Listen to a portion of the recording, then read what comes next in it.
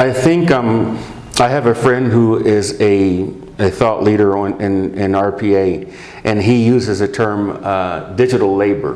Where with being able to automate as much as you can using things like RPA, but smart RPA, not just RPA to have a basic bot to do something, but being able to automate and to build some intelligence into it, build a little bit of decision making capability into it, so that so now you have humans in more of a supervisory role, but then also using those same principles when it comes to security, to be able to look at things and not just be reactive, but to be predictive. Yep. Right? And say, let's look at a pattern of traffic. And I talked to PayPal's head of security a couple months ago, and it was a fascinating conversation because they have to balance the fraud protection, for example, against the customer experience, right? Because you can make something super secure, but then it's a hassle to use and nobody wants to use it. So how do you make things as seamless as possible?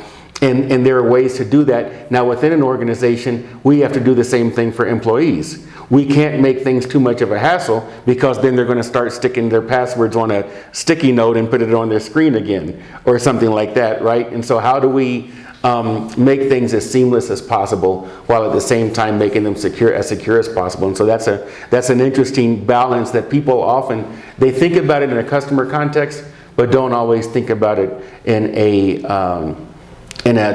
inside of an organization or inside of a company.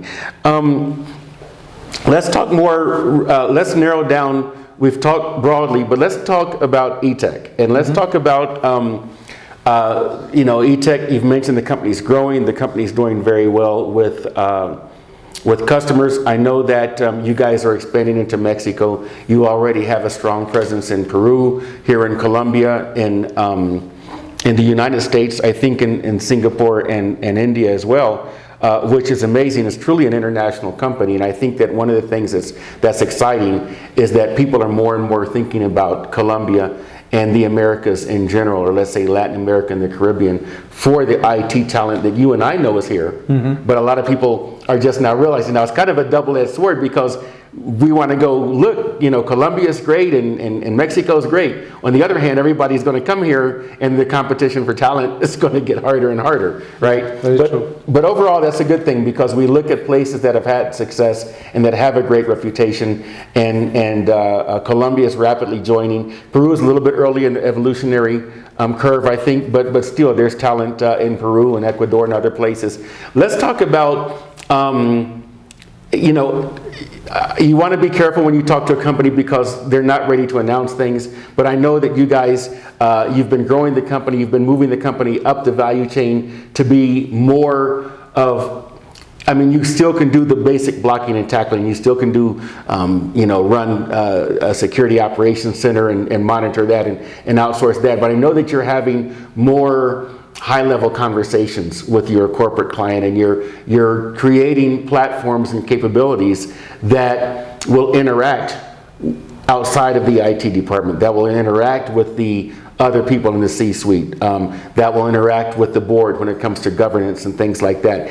Can you tell me how ETEK is evolving and growing, and how you've been able to kind of leave your imprint so far on the company by not, I guess, changing the focus, but let's say narrowing the focus? Sure, Lauren. I think there has been multiple fronts of action in ETEK, and I think this is mirroring more from the client's perspective, because clients are maturing, clients are looking at transformation, clients are looking at meeting the new disruptive world, digitizing themselves and being able to be more secure in that world. And they're expecting more from ETEK, and ETEK has to match their expectations as well and scale along with our clients. So internally, ETEK has been doing multiple things. One is that we are building a lot of IP, or you can say intellectual property and assets or platforms which connect cybersecurity to business context. So we are trying to convert cybersecurity language into a business language, and we are empowering the CISOs to talk the business language, be more relevant to business, and giving them all the tools and data that they need so that they can have a business ready conversation. I think the second thing that we are also doing is we are defining a risk tolerance. Okay, and risk, because everything, a CISO cannot say that everything is in red or everything is in green. CISOs also have to be more careful when they talk to boards and they look at the investments. They have to see where they want to prioritize. If I am investing 200K to save 100K, it does not make any business sense, right? So I have to define a business context and look at it from a business point of view, and how does the risk tolerance looks like from cybersecurity perspective, and we are empowering CISOs to do that conversation with the board and become more relevant and become more, you can say, talking in that language of the board. That's kind of the second area that we have been working on, and essentially that's kind of a packaging into a platform that we are bringing into the market.